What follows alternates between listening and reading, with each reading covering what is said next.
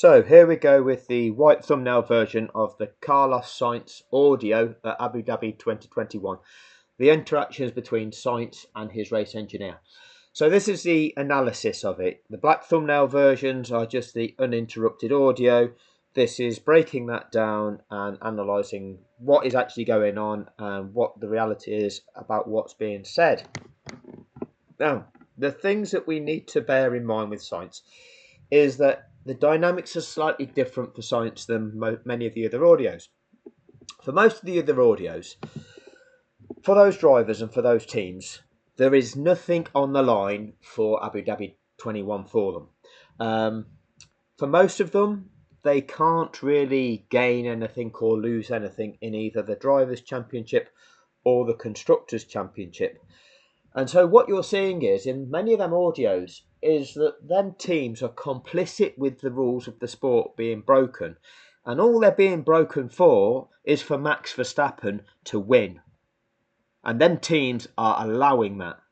Understand that. That's essentially what's going on.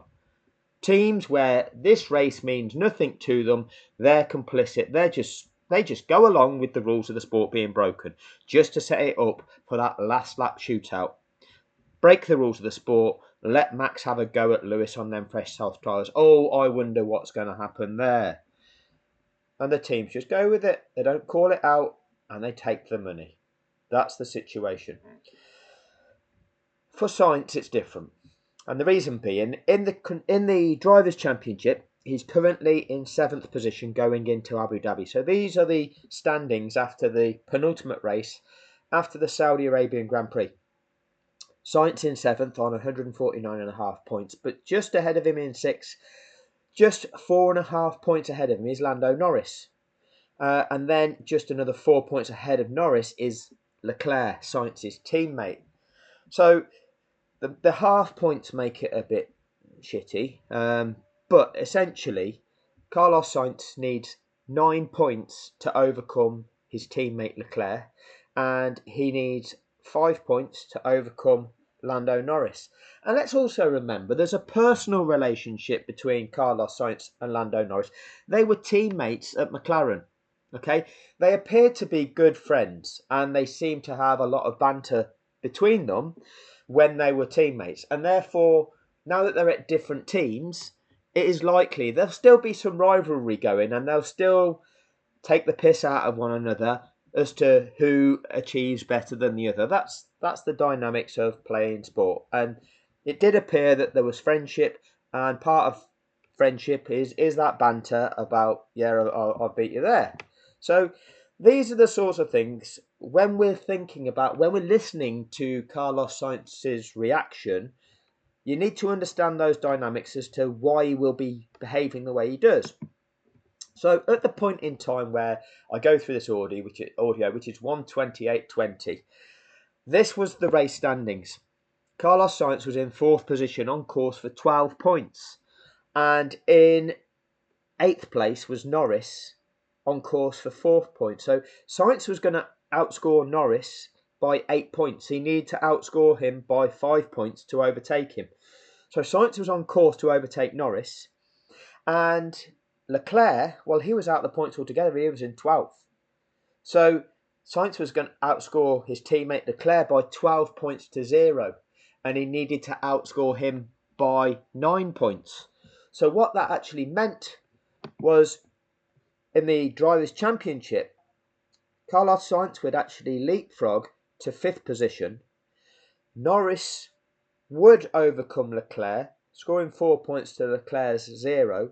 And with a greater number of 3rd place finishes, that would mean Norris finished higher than Leclerc in the championship.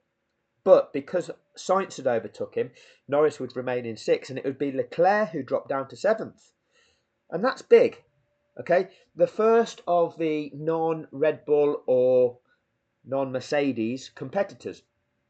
And finishing 5th in the Drivers' Championship when you're not driving the Red Bull or the Mercedes. Well, that's a good achievement. So that would have been something that all of them drivers would have been proud to accomplish. So Sainz will have been very much thinking about what was going on from a personal motive, because of how this impacts him personally. But it's also, let's go through it, and we'll ultimately break down what is actually going on. So I'll get to that video. I did re-record it because I had to resync it at the first time I did the recording. So here we go. I'm just going to hit the play button now, and I'll be recorded from that. You'll hear my voice from this recording. Here we go. You can see from the view from Sainz's cockpit, this is the approach to turn 11. That's where he is on tracker view. So we'll play it through from here. I need to put this out of view so that it doesn't get blocked on copyright. 1:28:20, and going to hit play.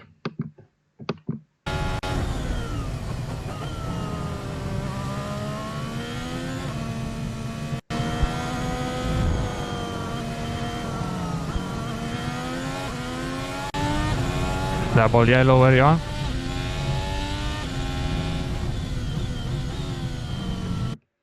Okay, what I'm going to do, I'm going to show you something here, because Sainz was the first car on the scene of the crash, and it's quite interesting to see what is going on track, because I don't know if everybody's actually realised this. I hadn't, but we're constantly learning. I've learned something else by doing this, and I'm going to show you that in the videos after this. I'm going to complete this series, go through each of the drivers first, and then address some of the questions that are coming up that I'm seeing in the comments, but also show you some of the other things that are clear rule breaks, clear breaches of rules and regulations we've not even identified yet, and show you the evidence of that. Anyway, this is Sainz's on board. I'm going to play it in just the odd second clips so you can see what's going on. But you'll see, this is on the approach to 14.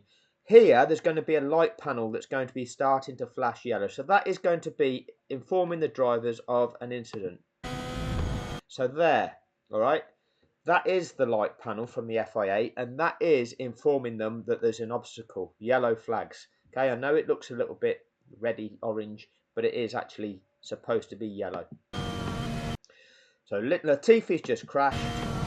That's what it looks like there.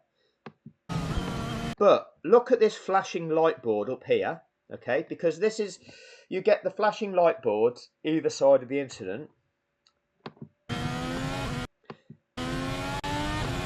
And look at it go green. Double yellow, where you are? Can't really show you that very well, sadly, but it actually goes green. Meaning, let me just see if I can just, I won't be able to, I'll have to go back 10 seconds, unfortunately.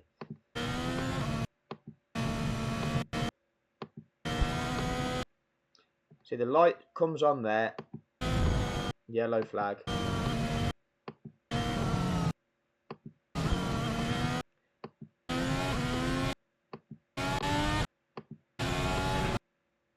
Double yellow. Let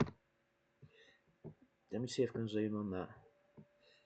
No, it's doesn't, the contrast, Yeah. it's actually, the track has gone green, okay?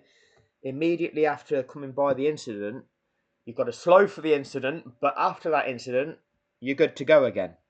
All right, so it's actually gone green. And then it's only when race control announce safety car, and you'll see it on his steering wheel. So on his steering wheel, I've got to keep stopping it. I'm sorry, it's a bit like this. But you'll see it come up on his steering wheel. So he's gone past the incident. He's allowed to race. It's gone green again. And you can push more. So this is the race engineer saying you can push more. 4 tires. You can push more. See this? See that yellow on his steering wheel? This band across the top? And so you hear him easing back.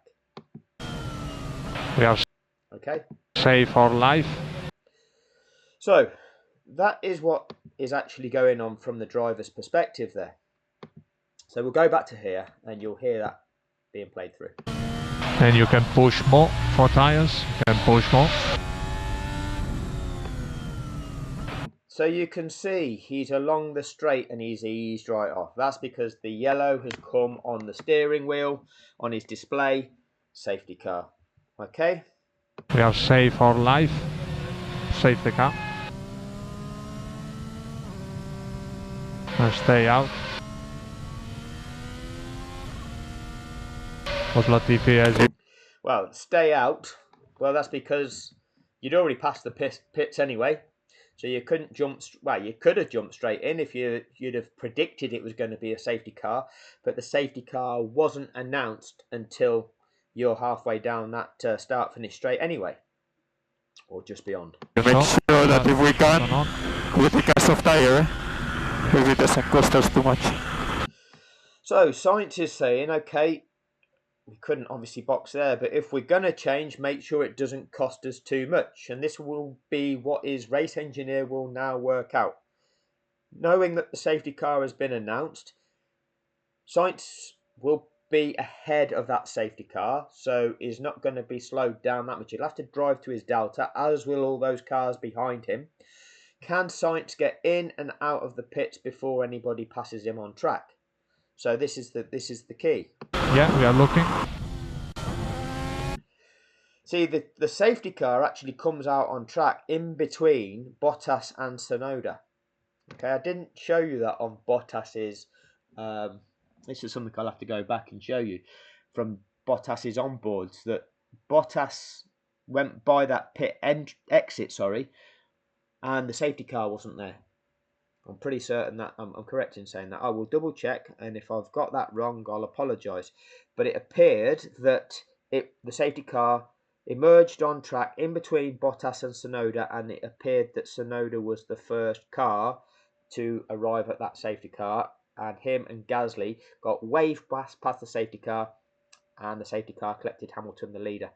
So with Sainz's position at the moment, it's still possible he can make it round and pit, but he doesn't want to lose track position if the other cars that are behind him stay out on track. This is all part of the dynamics of the sport.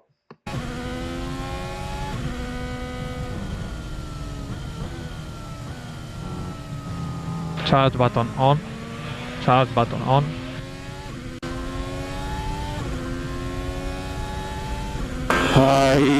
Why cannot stay normal race? So, why can't it stay a normal race? You could look at this from various different perspectives. From his own perspective, obviously, in the present situation, he's doing all right. He's in 4th position. He's ahead of one of the Mercedes. So, knowing that the 2 Mercedes and 2 Red Bulls are the strongest cars, well, he's ahead of one of the Mercs. So he's done really well. 12 points. He's beating Norris by 8 points. Needs to beat him by 5 or more. So he's accomplishing that. And he's beating his teammate Leclerc by 12 points to none. So this is looking good. If it is a safety car finish, well, this is great news for Carlos Sainz, because he's pretty much guaranteed in those positions. Well, he is guaranteed, providing he doesn't suffer a puncture or a mechanical failure. But, why can't it be a normal race? What does he know? Okay, what has he realised is going on?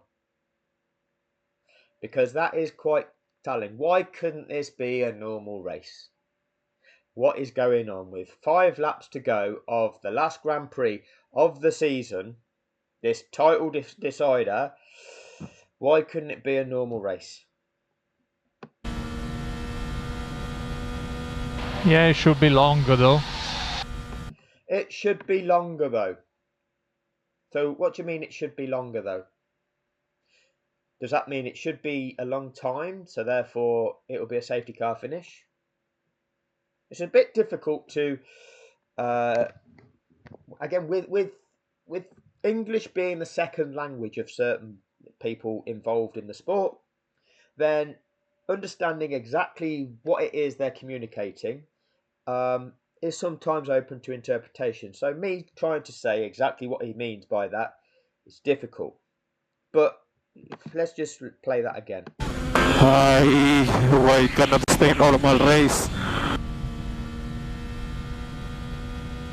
Yeah, it should be longer though. It should be longer though. Well, to me, that's quite a calm response from his race engineer, thinking it's highly likely it's going to be a safety car finish, and therefore it's not a problem to you, really, Carlos, because you'll be all right. You'll be all right. That appears to be the response. And by being all right, it'd be, well, if it's a safety car finish, you'll be fine.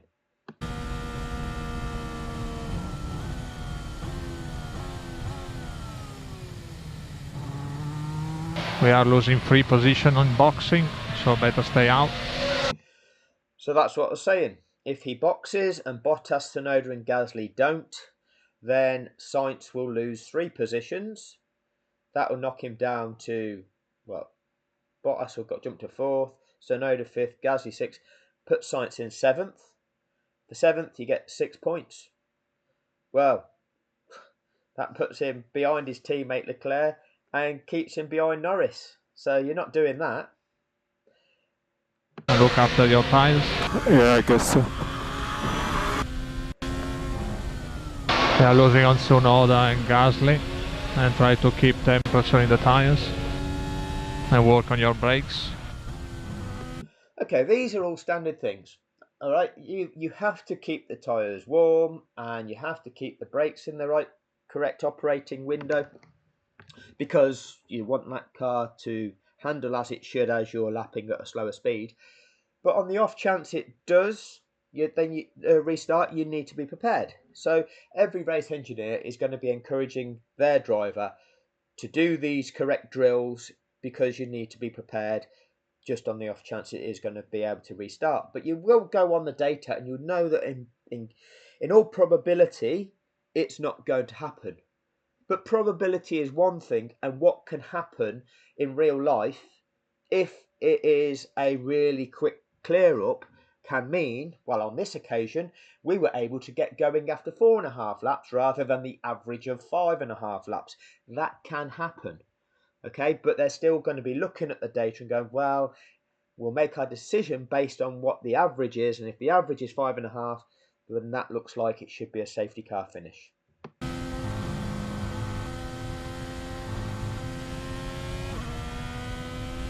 I think it would be unfair if they restart this race, but should stay behind safety car. I think it would be unfair if they restart this race. They should stay behind the safety car. Now, is he talking about himself? Is he talking about anybody else? Is it both? Is he thinking about both himself, and is he thinking about the situation at the front of the race?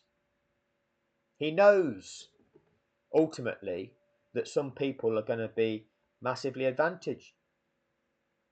Sainz knows that he'd got a margin over Bottas, he'd got a margin over Tsunoda, he'd got a margin over Gasly, and they'd got a margin over Norris. And these things, well, they're all going to disappear now. And his 5th place in the championship might disappear through no fault of his own. So it could be that. But if he's also been made aware of the situation at the front, known that Hamilton was beating Verstappen by over 12 seconds, and now, all of a sudden, Verstappen, with 1 or 2 laps of manufactured racing, might get the chance of beating him on the last race of the last Grand Prix of the season. Yeah, when you're being smashed by 12 seconds, then just to have it all change just so you get 1 lap to then become world champion, well, yeah, that's pretty unfair. Yeah, understood.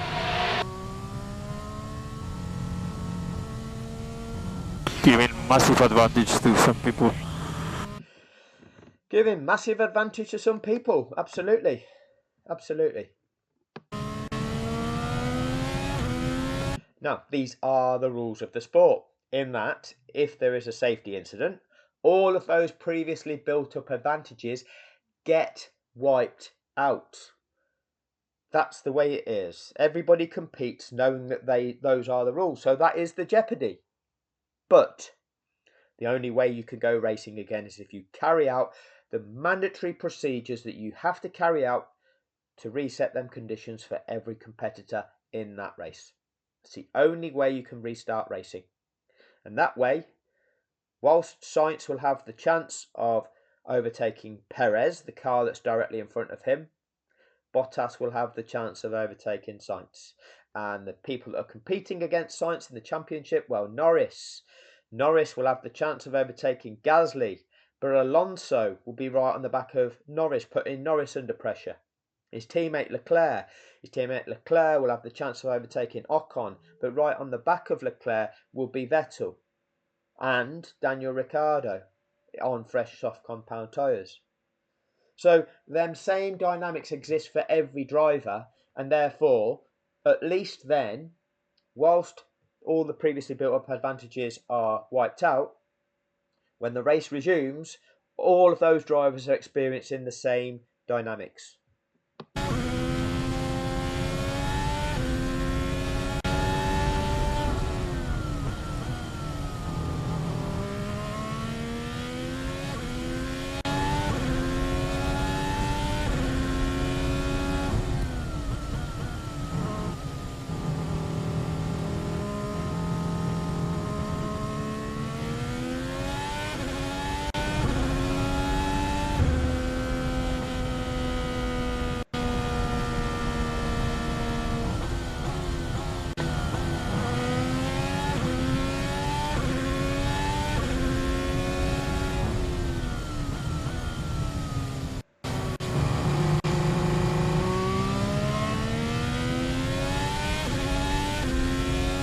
And try to keep temperature in the tires as you are doing.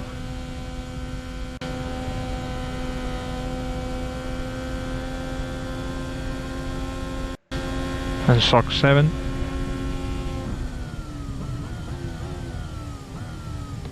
So we have a lot of strap-on fanboys that jump up in the comment section telling us that it could have all been cleared up a lot quicker and they could have restarted it after just 2 laps.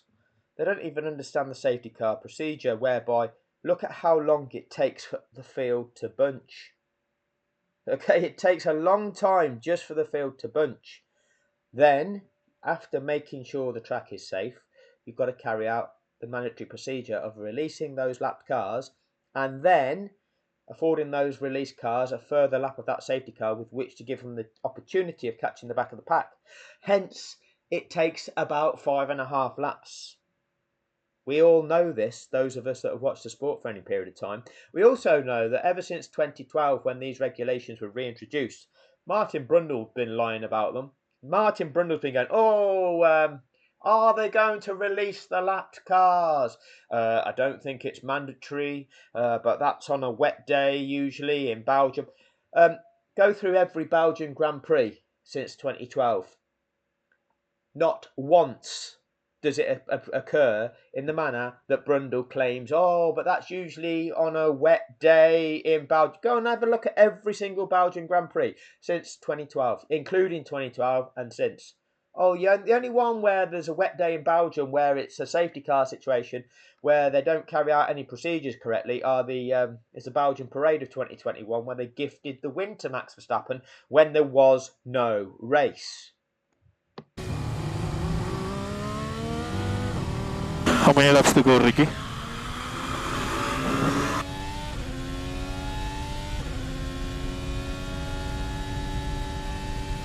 5 laps. When I cross the start finish.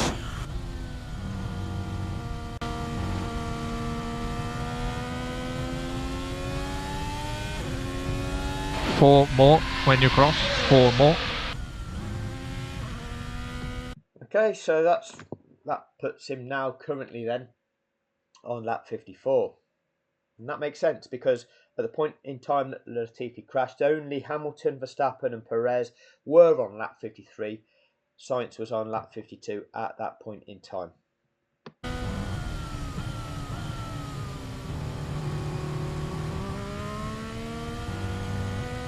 Should try to keep between 0 and -10 the tires if it's helping you.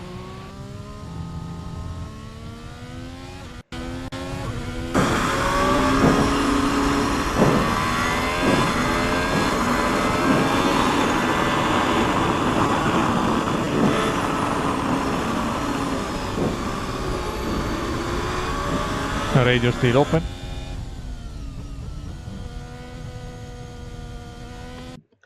See, I wondered whether there was any deleted audio, because it sounded like there was going to be some speak, but then we just got that confirmation. Radio feed open, so he must have been pressing the button as if he was going to communicate and not said anything.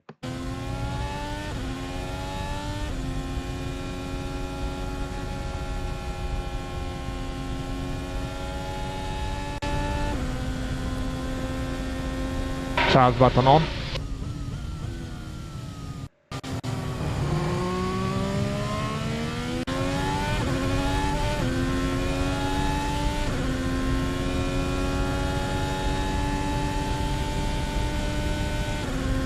And keep the temperature as you are doing.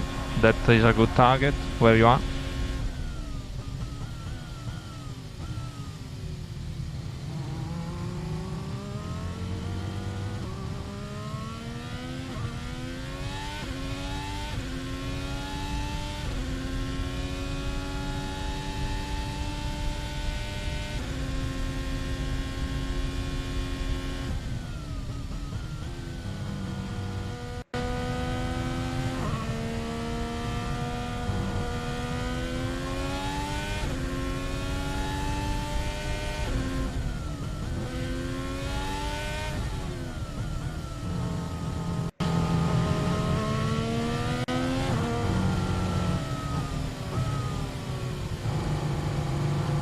Okay, this is the completion of lap 55 for them.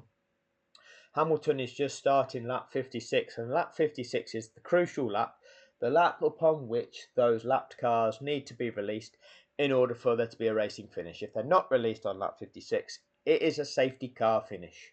Simple as that. You can't go racing with lapped cars in situ. That's a complete lie by Brundle and anybody in the media that tells you can go racing with lapped cars in situ. It is a lie. It is an absolute lie. Understand that. You have to carry out this procedure because you cannot let a safety incident ruin people's races in the manner Lando Norris is now tucked behind Hamilton. The guy that he was previously wanting to challenge in this race was Pierre Gasly. Gasly's making his way around and will be at the back of this snake when it's fully bunched up. Norris has now lost a lap on Gasly, and so you cannot resume racing like that. Hence, you have to release the lapped cars and you have to afford them a further lap of the track to catch that safety car snake. This is lap 56. They have to be released on 56, and then you give them lap 57 to try and catch the back of the pack. If you can't do that, the earliest you can release them is lap 57. You have to give them lap 58 to catch the back of the pack. It is a safety car finish. So, and where they're going round now, turn 14, the crane is just departing the track with Latifi's car on it. I can put you forward to that. You've seen that plenty of times. It's on plenty of other videos.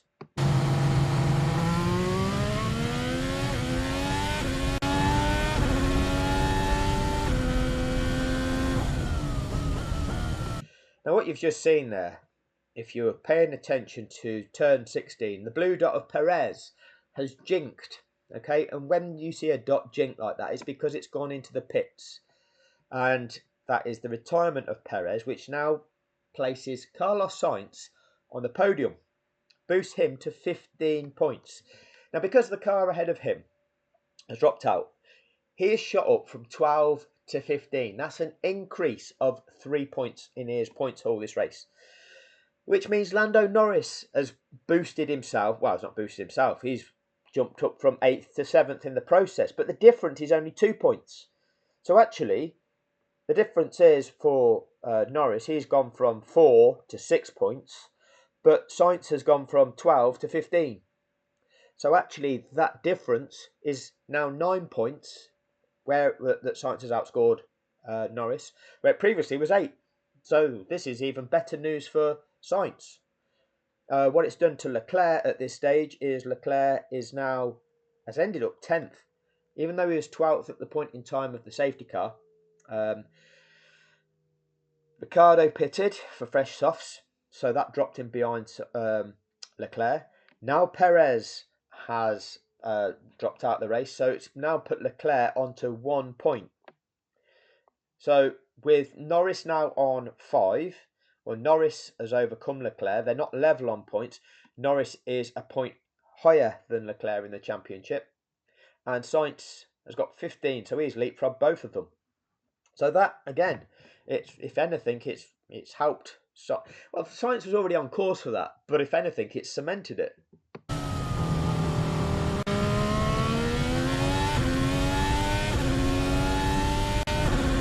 Well, I say cemented it. What I mean by that is, knowing that he had to outscore Lando Norris by 5 points, if he's now in 3rd place, then what does Lando Norris do? Lando Norris needs to get well,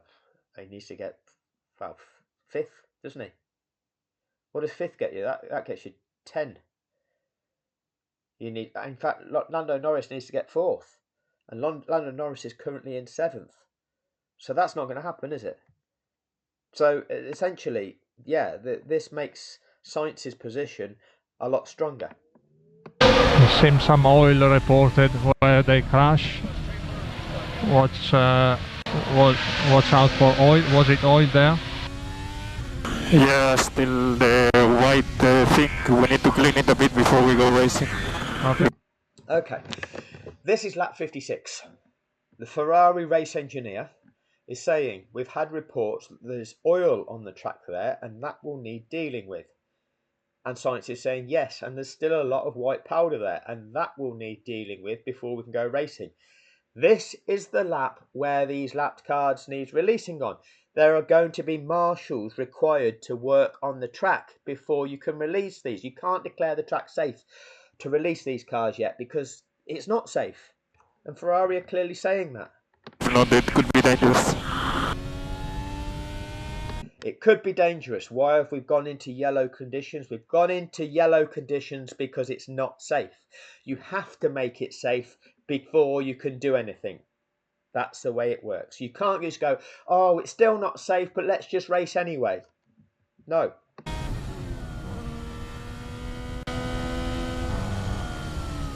A lot of cars need to unlap, no? I see in front of me. A lot of cars need to unlap that are still in front of me. He knows. Absolutely right. Now, what you've seen on most of the other videos is by now, most of these cars are getting informed lapped cars will not be allowed to overtake. Ferrari told Charles Leclerc that when Leclerc was between turns 2 and 3. Look where Leclerc is now. But Ferrari haven't told this to Sainz yet. They're getting like 2 sets of information between one side of the garage and the other, aren't they? What's going on there? What is going on there? And we are P3 right now. Perez boxed. So that's where Ferrari get the information to Sainz that he's now been boosted onto a podium position. Keep working on your tyres.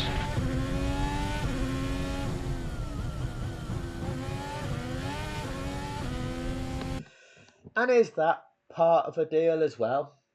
Yes, it handed Mercedes the Constructors' Championship by dropping Perez out there. There was mathematically impossible for Red Bull to overtake Mercedes, even if both the Mercedes cars didn't finish the race now. The most, they were already 28 points ahead. And the most that Red Bull could have got now was 26 points if Max Verstappen won with the fastest lap. So that guaranteed Mercedes the Constructors' Championship and the prize pot of $177 million in the process. But that also guarantees, well, it doesn't guarantee it, but it's put Sainz into 3rd place and given him that cushion over anybody in the Drivers' Championship. Does that shut Ferrari up? Don't know.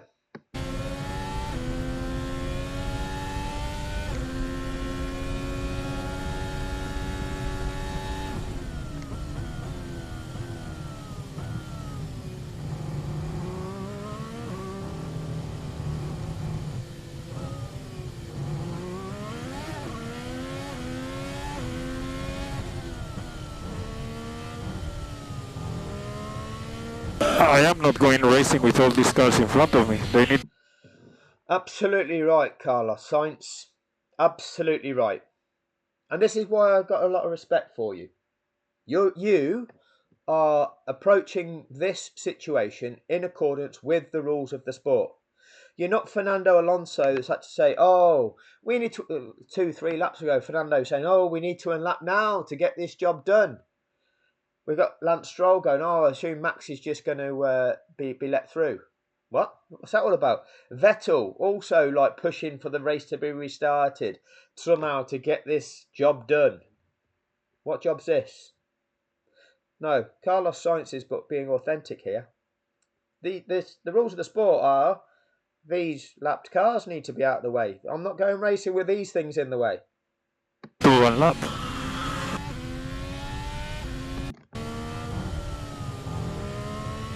I am not going racing with all these cars in front of me. They need to one lap.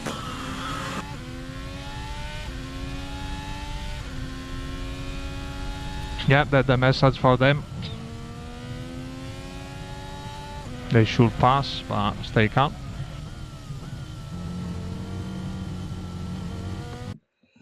They should pass. Well, everybody else was told down here, and we get that message on the screen as we're watching the global feed saying, and lapped cars will not be allowed to overtake, which means Max will have a lot of work to do getting through those 5 cars in between him and Lewis. Doesn't mean that at all. It meant that it wasn't safe to release them. There were marshals still on track, and so you continue lapping behind the safety car until at such times that it is safe, and then you carry out that mandatory procedure. But if there's no time left in the race to carry out that procedure and have enough laps left to go racing, it's still a safety car finish. They will not unlap, so they will not unlap themselves, so So there you go. They will not unlap. they will stay there. Very, very strange. Very strange. Because that's not normal.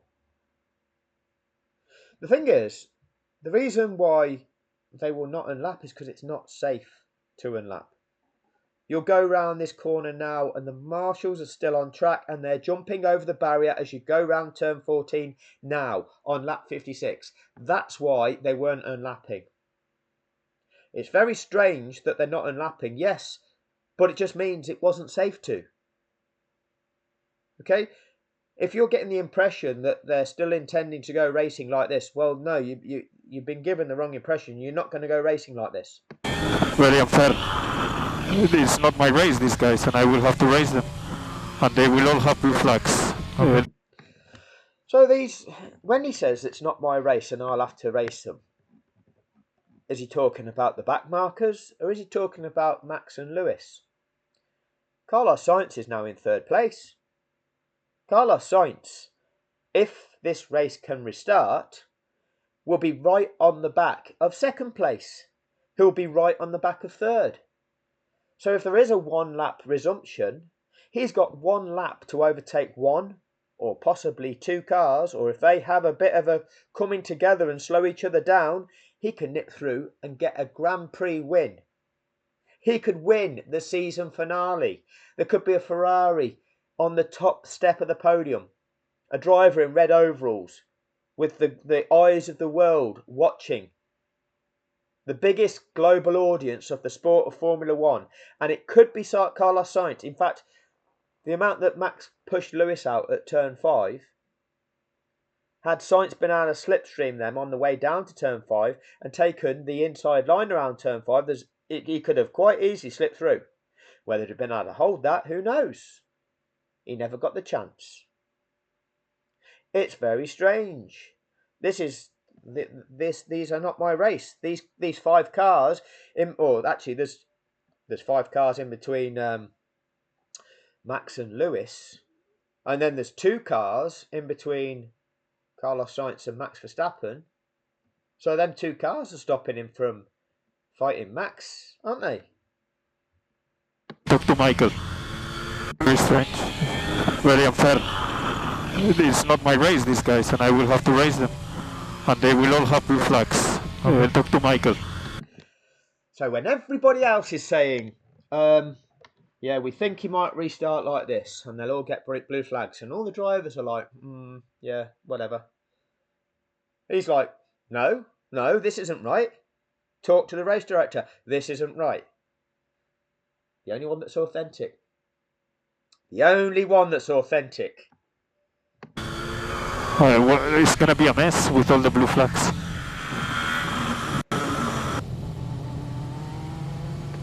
Hence, you don't do it. Blue flags are during racing conditions, okay? You can't resume racing conditions until you've carried out these procedures. Blue flags aren't even part of this kind of thing.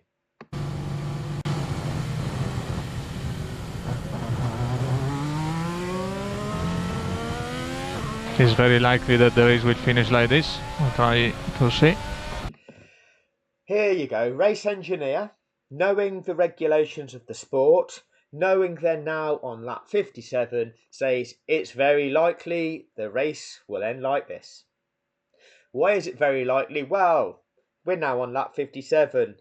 If they release the lapped cars now, the safety car will return to the pits at the end of the following lap. Hence, they finish the race as a safety car finish.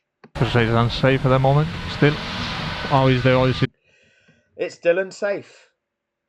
It's still unsafe. They come by turn 14. We've seen the marshals. We've got the evidence of the marshals jumping over the barriers at turn 14 as that safety car snake was passing turn 14.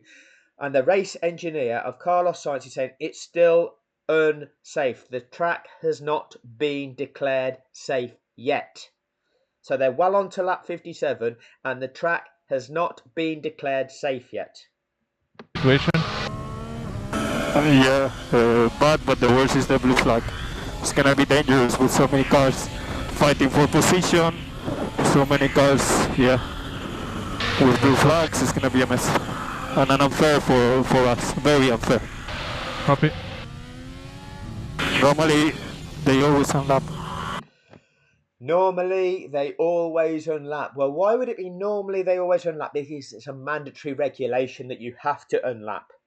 That is why Brundle, or somebody like Brundle, has convinced everybody otherwise.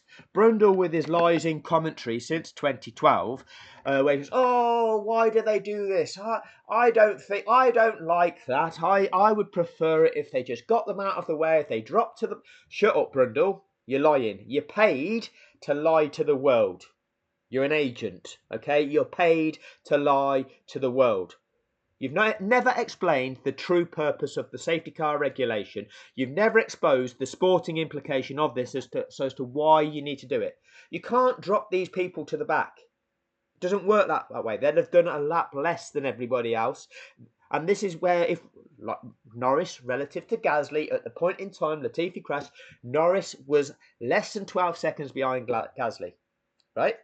Gasly's now caught the back of the safety car snake. Norris is behind Hamilton. Norris is now the best part of a lap behind Gasly. If you just dropped Norris back through the pack so that he's behind Gasly now, he's completed a lap less than Gasly. Okay, so you can't say, oh, he's a full lap behind Gasly now. No, that's not fair because he was only less than 12 seconds behind beforehand. You can't even then just go, oh, well, we'll just cancel that lap out. We'll just pretend they're all on the same lap. No, because Norris hasn't used the fuel that it takes to complete that lap, and the tyres that are on his car haven't had to expend any rubber or wear in completing that lap distance either. So it skews the outcome. It's utter bullshit from Martin Brundle. And everybody they've had a meeting beforehand.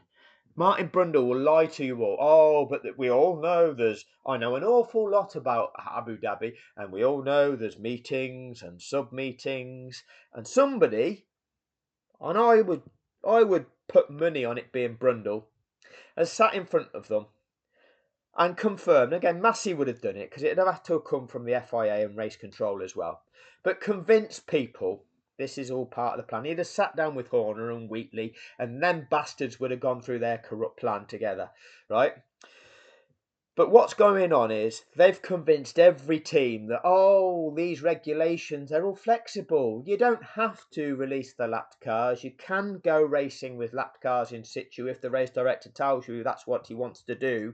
And if necessary, in order to make sure we get a racing finish, we might resort to having to do that, just so that you all know. That is what they've done. With blue flags, it's going to be a mess. And an unfair for us. Very unfair. Copy. Normally, they always unlap. Yes, normally they do. They have done since the start of the 2012 season because it's mandatory.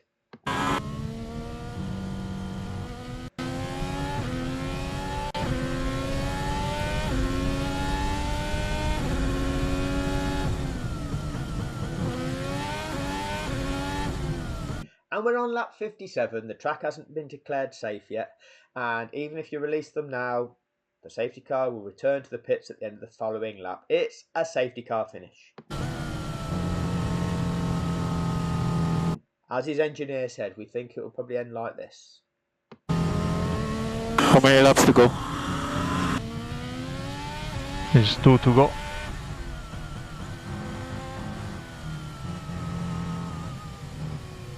Which is this one and one more. So the next lap will be the last. There you go.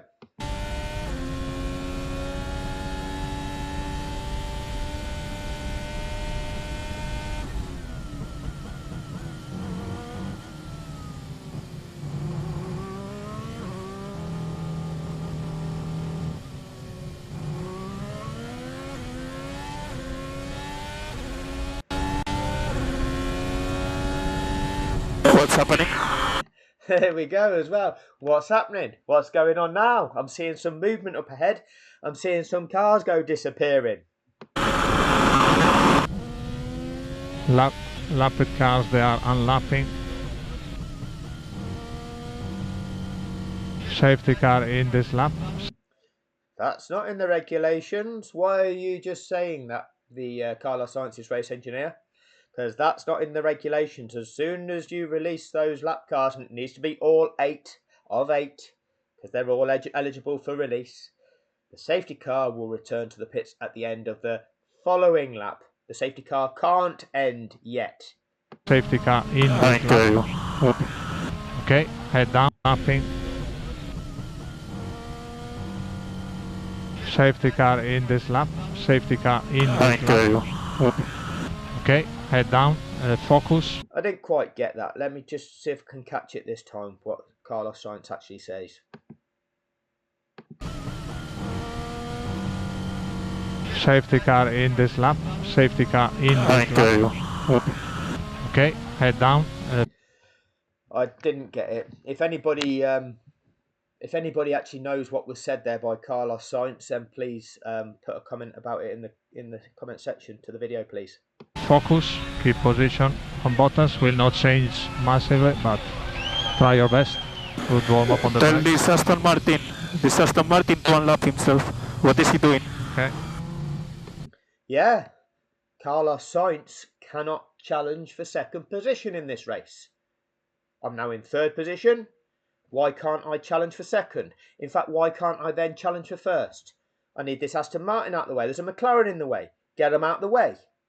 Get everybody unlapped. What are these two guys doing?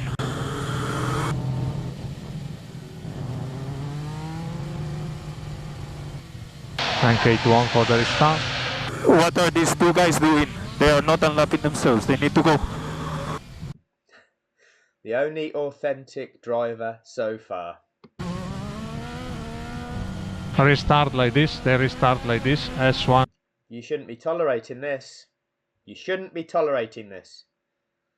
As a race engineer, you're probably looking at the impact on Sainz and thinking, well, actually, it probably doesn't matter because he's in third, he's on course for a podium, he's going to get 15 points, and that's more than enough to secure 5th place in the World Championship. But this should not be going on. He's being denied the chance of challenging for a top 2 position. what would be a safety car finish that would guarantee him that 5th position in the championship, well, that's also in jeopardy by the fact that anything can happen on that final lap that shouldn't be taking place. And for the restart, treat them as lap cars.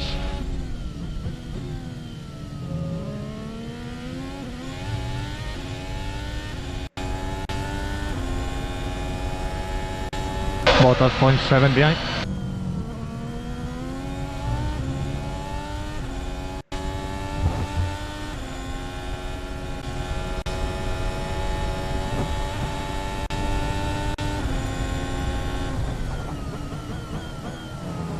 Bottas 0.4 behind. So, it takes Sainz till there to get through Stroll, and look how far Ricciardo is ahead now. Now, Ricciardo is staying with Hamilton and Verstappen very easily. Ricciardo could have easily jumped round gone through the inside of them at turn 5, but he didn't. He knew he was lapped. He wasn't in a race with first and second, so he just hung back. But this is the difference. Ricciardo was on these soft compound tyres. Look at Ricciardo's performance relative to Sainz. In the race, where was Sainz? Where was Ricciardo? Well, Ricciardo, he was in 11th position when Latifi crashed. Sainz was in, what was he in? 4th position when Latifi crashed. Sainz was the faster car in that race. Now look at the tyre difference. Oh, you put somebody that was 11th fastest against somebody who was 4th fastest on fresh soft compound tyres, and maybe you put somebody in the way of them as well. What happens?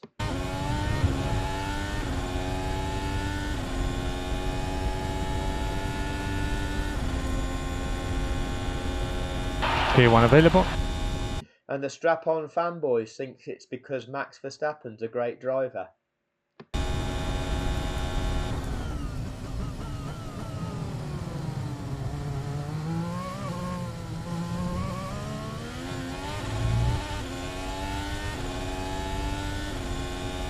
Shock 9 suggested.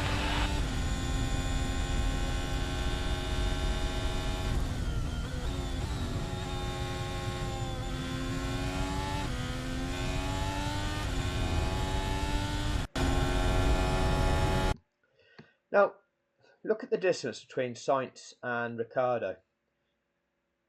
Some of that distance got pulled out because Sainz was kept behind Stroll for a period of time. Because there's only sections of the track whereby you will actually easily move to one side and let a car behind you through.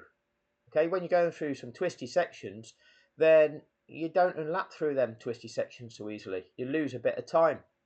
Remember Karun Chandok after the race came out with the scenarios. Oh, but there was a scenario potentially.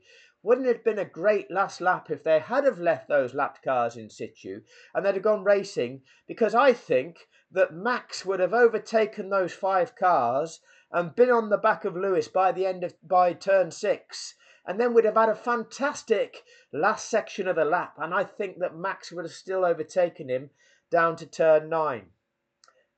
Thanks for your valuable insight, Karun. You know, just 5 cars being in the way. Well, there's half a second in between each car. That's 2.5 seconds. And Lewis is pulling away as Max is going to get held up. It's all bullshit because it's a fictitious scenario. You can't restart like that. But Karun lies to the world by embellishing the lie and pretending, oh, but if we had have restarted in this illegal way, which you're not allowed to do, Max would have still won. Yes, you're a paid agent. You filth.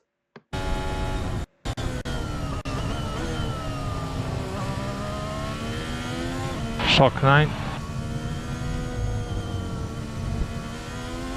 And Tsunoda 0.7 behind.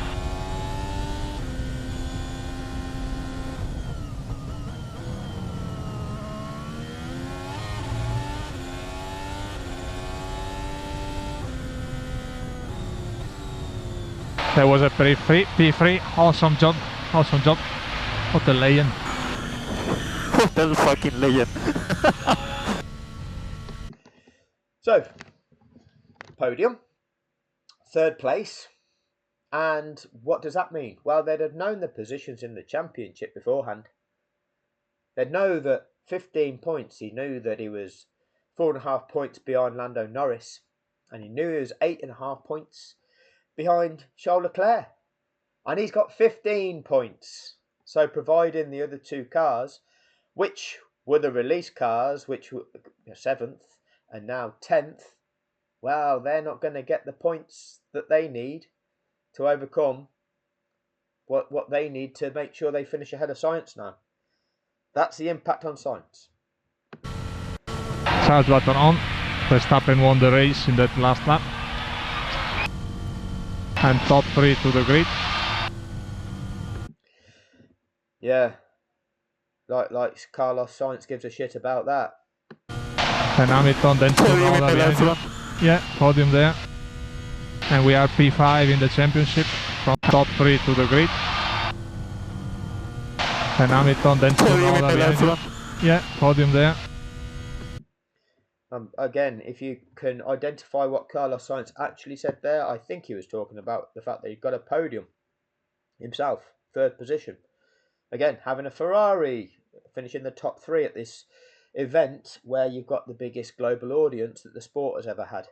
And we are P5 in the championship, front of Lando and then behind us, Charles. What did you... What a finish! What are you? A smooth what? Fucking legend. A smooth fucking operator. Fucking hell.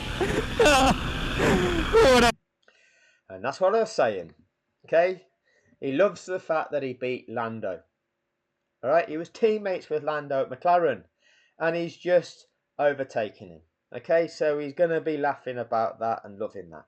And also being the first finishing Ferrari driver, the highest placed Ferrari driver. That's something. That's an accomplishment. He's going to be proud of that. What a year, guys. What a year. Vamos! Thanks, mate. It was a pleasure. And you can't take that away from him. Well done. Okay? Enjoy that celebration. You deserve that. You did well. But you were authentic during that safety car situation. And I respect you for that, Carlos Sainz. How cool is to finish like this, Ricky? How cool it is. Think about it, come on. Yeah, let's enjoy it. So he's reflecting on what that means to him there in that moment. Okay, he's just finished third, he's got a podium. Okay, so he's going to get the champagne, he's going to get a trophy. You know, that's an accomplishment as an F1 driver. But he's got 5th in the championship. He's gone from 7th to 5th in the last race of the season. He's got a podium and he's jumped his teammate and he's jumped the guy that he was previously teammates with. Both of them he's just jumped in the championship in that one race. So you can understand that the guy's excited about that. He's celebrated and that's his reaction. So I've got no issues with that whatsoever.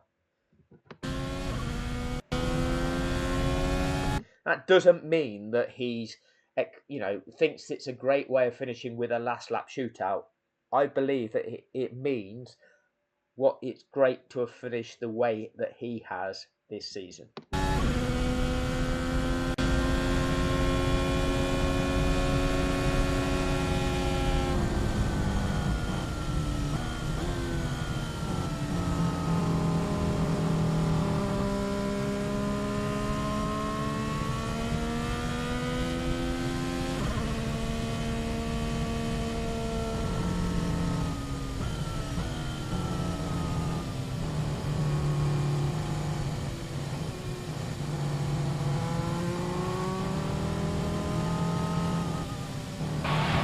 And some pickup.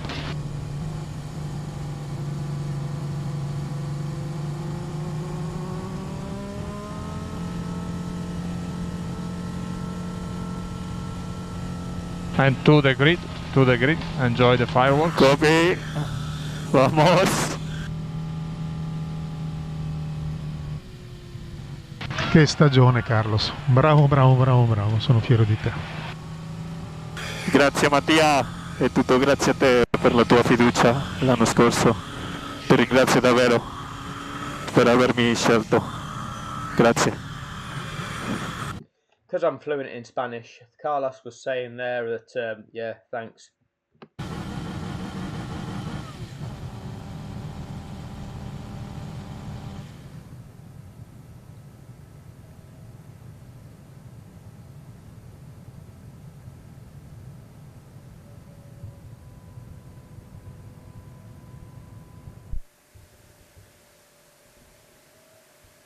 And that was about it. Essentially, his race engineer was just telling him what mode to put the car and essentially selecting neutral for the engine off and whatever the car then was needed to do. So that essentially was the breakdown of Carlos Sainz's communications. Pretty much the only authentic one. The only one calling it out in accordance with the rules and regulations of the sport. Now that's strange, isn't it? That's strange that none of the teams could identify, well, this isn't right. This is not allowed to happen. Look at what's going on here. It's not fair. They all kept quiet and just went with what was going on. Next up will be Sergio Perez.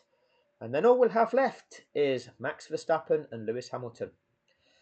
And once I've gone through this series, produced both the black thumbnail version and the white thumbnail of each, we'll get back into exposing even more. We'll expose that the fact was the FIA appealed to the Mercedes appealed to the FIA stewards. That was an entire facade. And I'll talk you through exactly everything that was an absolute facade within that. That was just something that was staged to put out to people to believe, for people to believe that, oh, they've appealed, but the appeal wasn't valid.